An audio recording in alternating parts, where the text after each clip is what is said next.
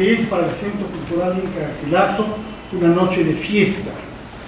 Una noche de fiesta porque se trata de celebrar el nacimiento de un nuevo libro de Hugo Neira, que es Nación, que viene sin duda a aportar una nueva pieza, que se puede decir coronar una obra que tiene ya más de 25 libros precedentes, que constituye sin duda ninguna una de las tentativas más globales, más audaces y más heréticas, si puedo usar una palabra cara a Hugo Neira, para explicar nuestro país y para expresar el amor a nuestro país.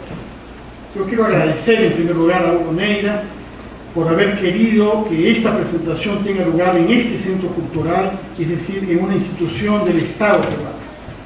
Quiero agradecer también a las dos personas que me acompañan en la mesa, junto a mí el doctor Martín Tanaka, politólogo, cuya obra en esa disciplina no necesita ser presentada.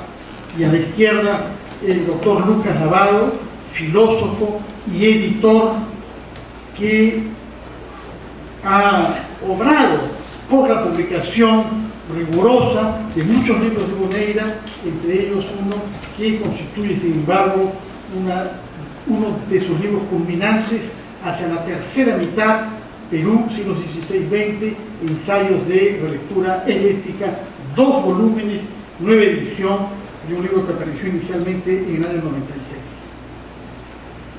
Hugo Neira, ustedes lo saben, es un académico, profesor en el Perú y en Francia, destacada figura de la Academia Francesa. Yo soy testigo de lo que él ha hecho allá, de los alumnos, de las tesis, de las publicaciones y de la audacia para mantener el espíritu que marca su obra desde el primer momento. Primer momento que quiere ser el año 65, un libro del cual estamos prontos a celebrar, perdón, 64, 5 décadas, si tú me permites revelarlo, decirlo, porque si recuerdo bien, es fruto de una estadía tuya en el Cusco en diciembre del año 63. Porque estamos hablando 50 años de ese libro, Cusco, Tierra y Muerte, que recoge muchas entrevistas a actores de la vida local cusqueña, entre otros el por entonces diputado Valentín Pañal. Después de este libro, yo conozco, y fue una revelación para mí, tu libro sobre Hipólito Unanue y el nacimiento de la patria, de manera que el tema que hoy presentamos, que es Nación, tiene un precedente temprano en tu obra bibliográfica. Tengo que destacar, bueno, ya mencioné este libro, hacia la tercera mitad, el título mismo revela su espíritu paradójico, tercera mitad, ensayos heréticos. Entre los últimos libros destaco La Independencia, 12 ensayos, y Qué República, publicado como el de hoy por la misma Universidad San Martín de Porras, que anuncia que estamos no solamente ante una pieza crucial de su obra, sino hacia una reflexión que nos oriente hacia el bicentenario de nuestra nación. Y es así como yo lo he leído. Permítame decir algo personal. Desde que yo estaba terminando el colegio, comenzando la universidad, sus artículos periodísticos, sus ensayos marcaron mi espíritu por la calidad de la prosa, por la voluntad de expresarse fuera de disciplinas rígidas, y también por la presencia de una forma de su subjetividad, es decir, ¿quién escribe? ¿Quién soy yo que escribe? ¿Quién soy yo que digo eso? Curiosamente, yo diría que él ha logrado estas mismas virtudes en sus libros académicos o en sus libros de más envergadura, como el que presentamos esta noche. Destaco 3 cosas fundamentales. Varias disciplinas académicas coinciden ahí. Por una parte, la historia, que él estudió en el Perú, bajo Raúl Porras Barnechea. La prensa ha recordado en estos días que él es uno de los herederos directos de Raúl Pérez Porras Barnechea, gran figura de nuestras letras, pero también de nuestra diplomacia. Canciller, embajador, que te habría legado dinero para que puedas completar tus estudios en Francia y a Quijote leyendo a Maris de Gauche. Si es cierto lo que yo he leído. Ajá. Bueno, ojalá que podamos verla en algún momento, porque me imagino que es un regalo que marca un espíritu. Varias disciplinas, historiador en el Perú, pero doctor en ciencias sociales, sociólogo en Francia, grandes discípulos, Lucien Goldman y el antropólogo Claude Lévi-Strauss. Imagino muy bien la avidez de Hugo Neira absorbiendo todo este saber de las ciencias sociales francesas. Varias disciplinas académicas. En segundo lugar, estilo, metáforas. Yo menciono solamente dos, porque estoy acá supuesto de hablar de cosas estilísticas y dejar la politología en el doctor Tanaka y la filosofía en el doctor Navarro. La comparación entre los estudios de ciencias sociales con la vulcanología. Hugo explica que los vulcanólogos saben todo sobre los volcanes, menos cuando se produce una explosión y cuando se extingue un volcán. Y que así nos hallamos en realidad frente a los estudios sobre nación. Hay otras metáforas, por ejemplo, una formidable de Malinowski estudiando islas en el Pacífico y un sociólogo explicando el nazismo, las islas que lo conforman. Son metáforas de una gran potencia expresiva. Otro gran mérito, las biografías que hay en este libro.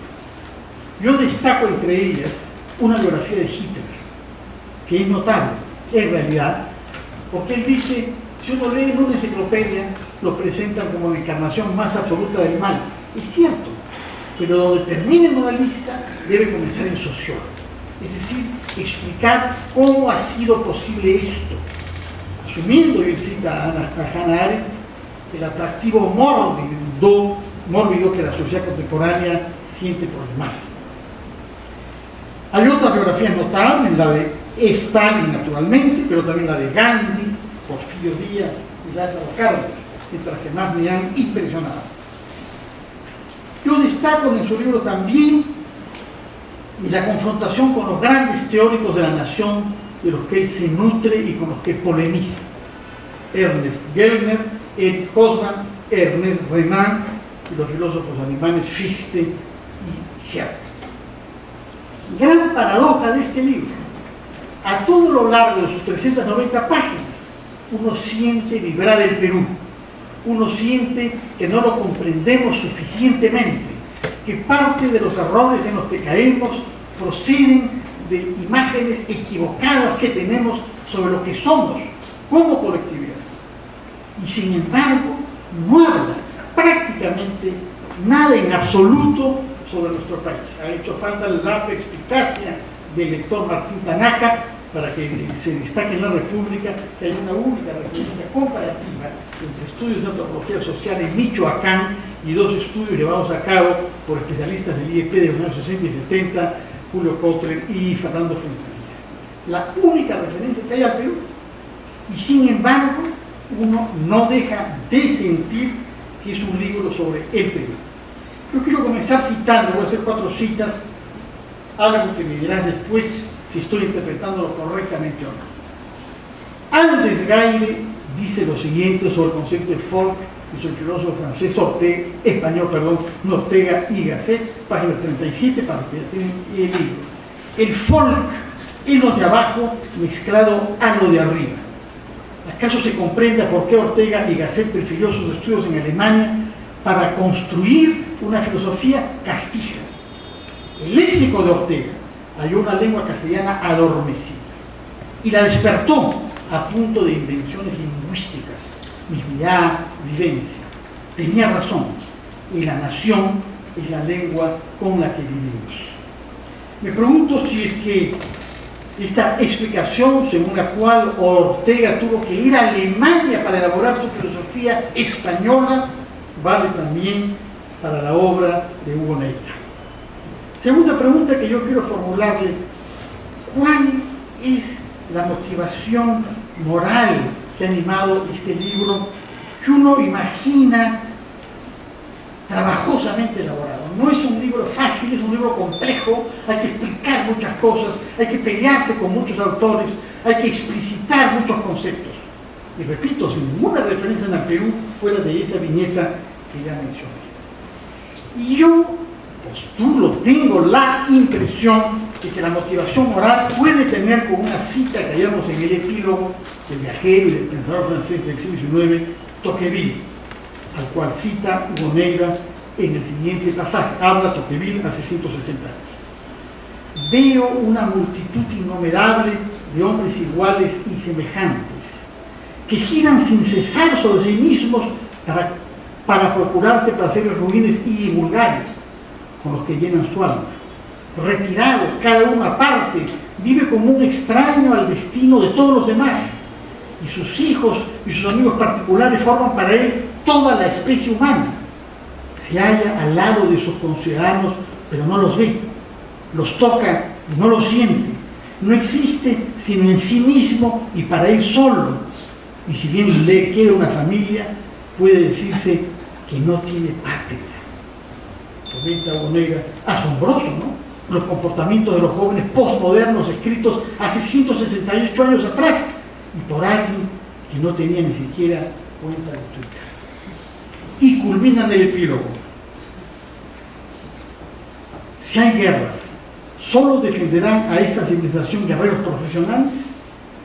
Eso recuerda inevitablemente a la Roma satisfecha de sí misma hasta que llegaron las nuevas divinidades. ¿Es el individuo el enemigo de la nación? Ante tal aporía desgarradora, el autor de este libro no tiene respuesta, mientras un papa renuncia ante el nihilismo del mundo. Mala señal. Así termina el libro. Pero es un libro que está, no crean ustedes, imbuido de pesimismo.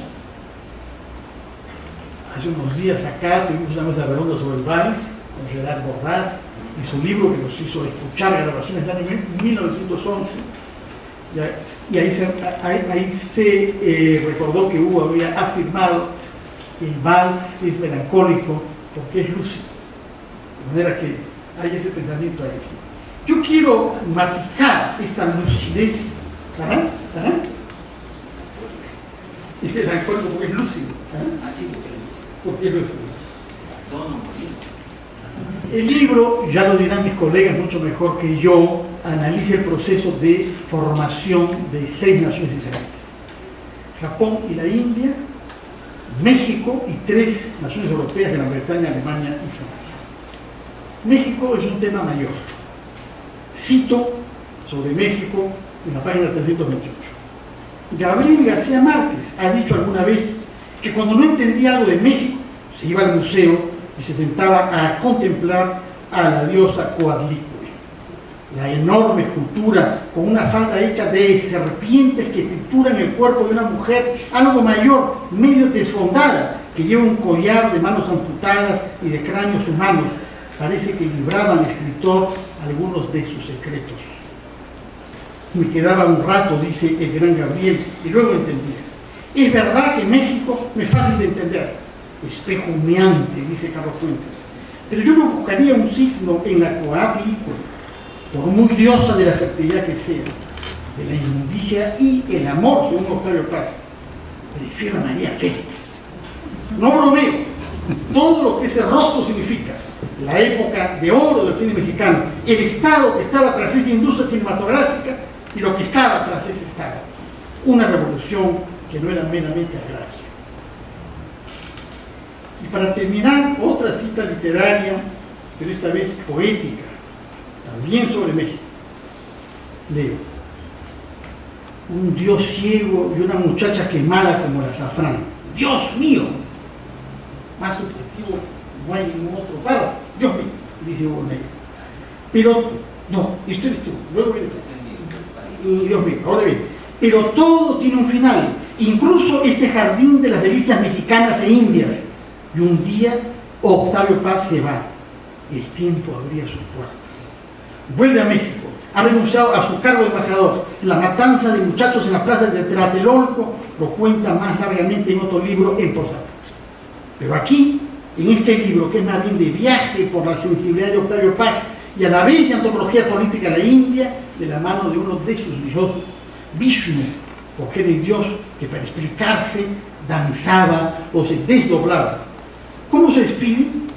Con un poema de parte de Octavio y de Marie José a Shiva y a Parvati. Cito: los adoramos no como dioses, como imágenes de la divinidad de los hombres. Nada les pedimos, nada que sea del otro mundo, solo la luz sobre el mar, la luz descalza sobre el mar y la tierra dormidos. Muchas gracias, Hugo Negra, por este libro.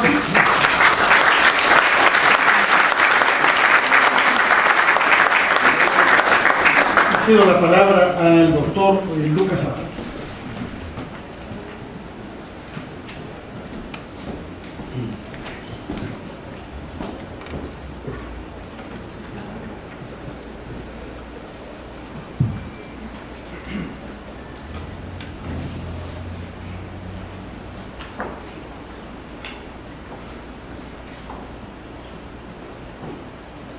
Buenas noches con todos. Agradezco al Centro Cultural Inca Garcilaso del Ministerio de Relaciones Exteriores a través de su director, el doctor Fernando Carvalho. Al doctor Hugo Neira por haberme confiado la presentación de uno de sus trabajos más recientes de investigador y docente universitario, roles que se han tomado en serio, como pocos en nuestro medio.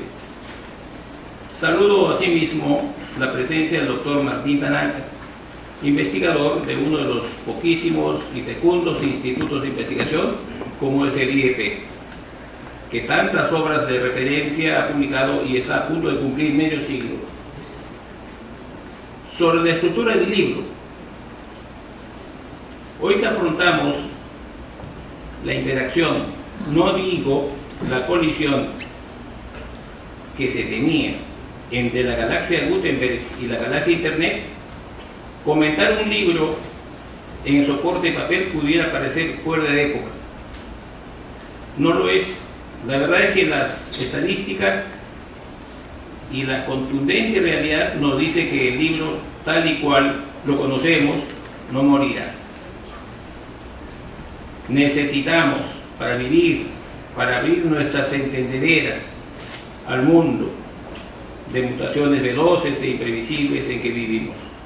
Conviviremos con los libros electrónicos que aún no encuentran un perfil definido, están todavía bajo la poderosa influencia del libro tal y como lo conocemos hoy.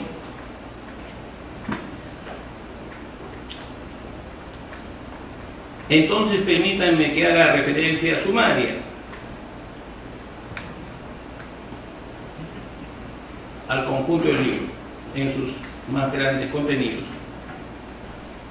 Agradecimiento, como es de rigor, una fecunda introducción, la nación por la cultura o por el Estado, donde plantea su tesis bastante creativa también.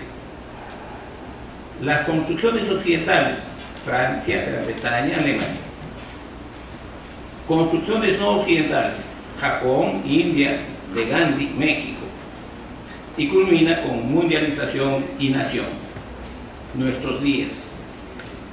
Los capítulos centrales son las construcciones occidentales y luego las construcciones no occidentales. ¿Qué es Nación? Es un libro de 396 páginas. La aventura de su lectura nos permite ver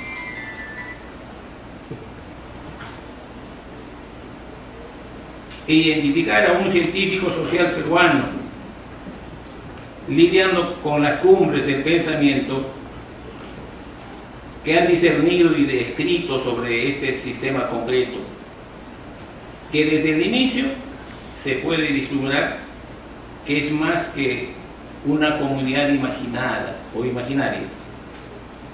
Pues podemos estar o no de acuerdo con la nación y los nacionalismos. Incluso podemos decir que no podemos o no pertenecemos a ninguna, puesto que somos ciudadanos del mundo, o decirlo como nuestro premio Nobel, que, comillas, la nación me parece un ejemplo prístino de fantasía maligna. Fin de la cita. Lo que le está trayendo hoy problemas en la comunidad española. Pero lo que se trata aquí es de explicar su estructura y su dinámica.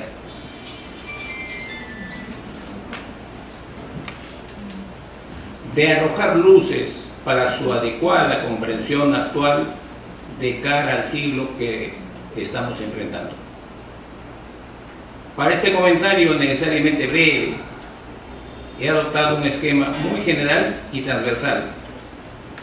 Me hubiese gustado ir de las partes al todo y del todo a las partes, pero lo haré siguiendo un modesto enfoque epistemológico. Para lo que he considerado 5 aspectos de un modo breve: el universo del discurso y la transgresión de fronteras, los problemas y las preguntas, explicación versus interpretación, los conceptos y las teorías, y finalmente, de manera breve también, selección de textos, un quehacer que en nuestro medio universitario no he encontrado terreno abonado. El auditorio se preguntará, ¿por qué de este modo?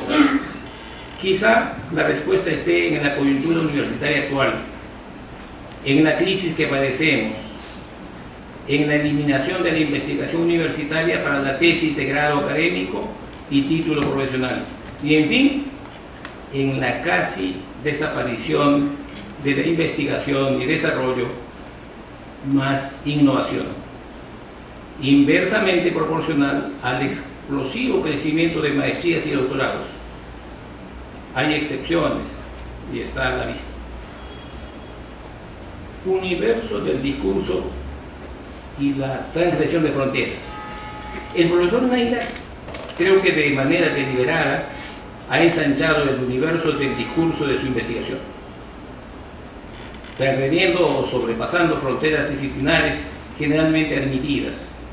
Se ha propuesto abarcar el universo del discurso del sociólogo, del historiador y del politólogo.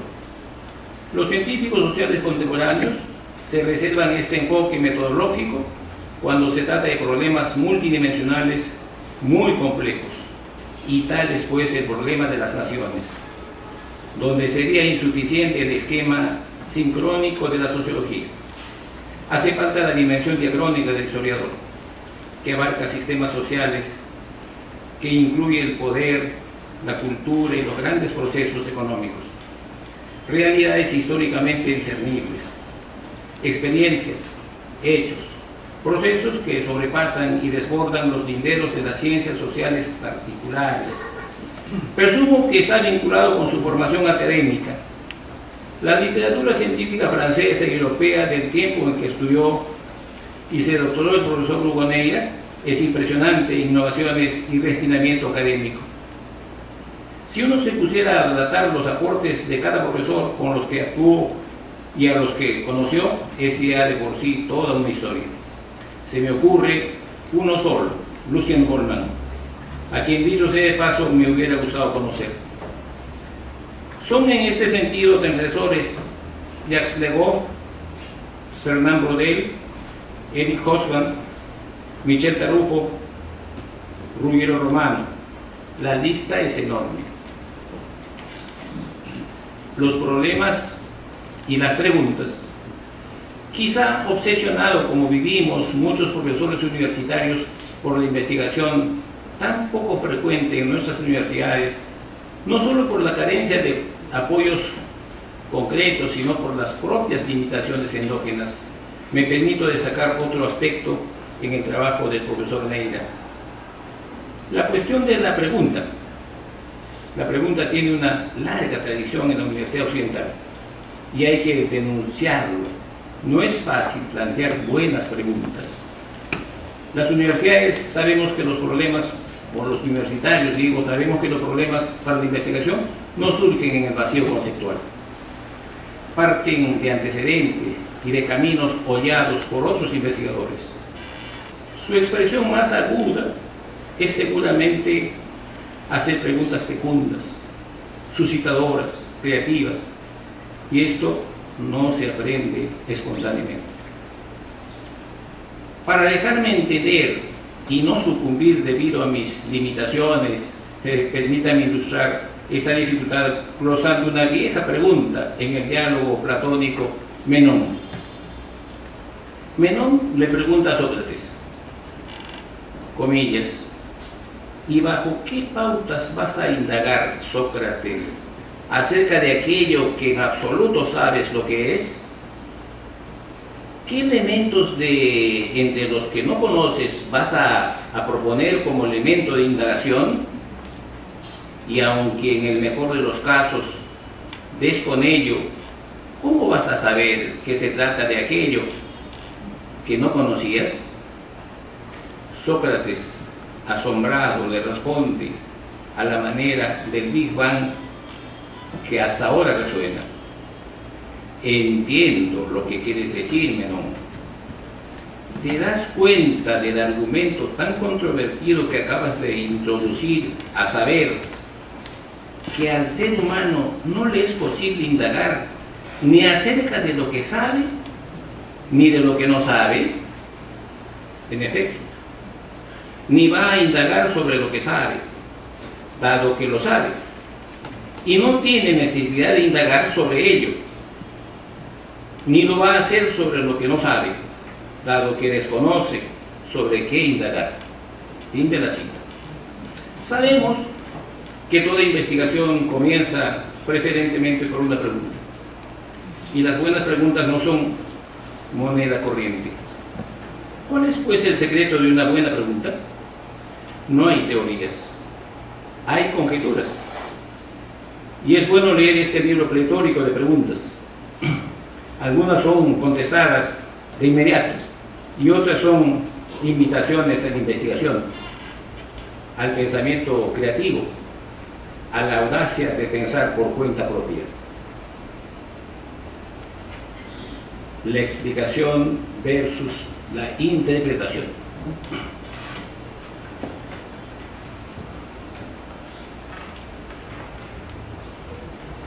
Una de las cuestiones centrales de la epistemología de las ciencias sociales actuales es la cuestión de la explicación. En el último tercio del siglo pasado se hizo agudo la confrontación entre causas y motivos para explicar la conducta humana. Es decir, toda la conducta humana puede ser comprendido recurriendo al concepto de causas o en cambio al concepto de razones. El profesor Toulmin nos persuade que esta respuesta ha desembocado en una paradoja. El profesor Reneira encara la situación de manera franca, con plena conciencia epistemológica, a la manera del sociólogo francés Raymond Boudon. Este notable profesor francés, recientemente fallecido, al prologar el libro del filósofo Mario Bunge titulado La relación entre la sociología y la filosofía, coincide con él sobre el peligro de que la sociología puede convertirse en mala literatura y observa demasiado charlatanismo en las ciencias sociales académicas en muchos lugares, como ha ocurrido con la teoría del etiquetado, que no explica nada relevante. Es más, comillas, de lo que dice Boudon. Muchas otras teorías producidas por las ciencias sociales académicas no solo no explican nada, ni siquiera son útiles, como explica Bunge. Finaliza Boudon. Para Bunge, toda ciencia trata de sistemas y no hay que temerle a la palabra sistema.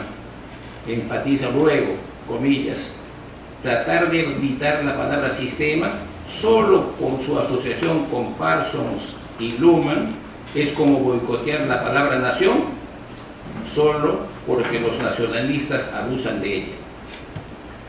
Fin de la cita.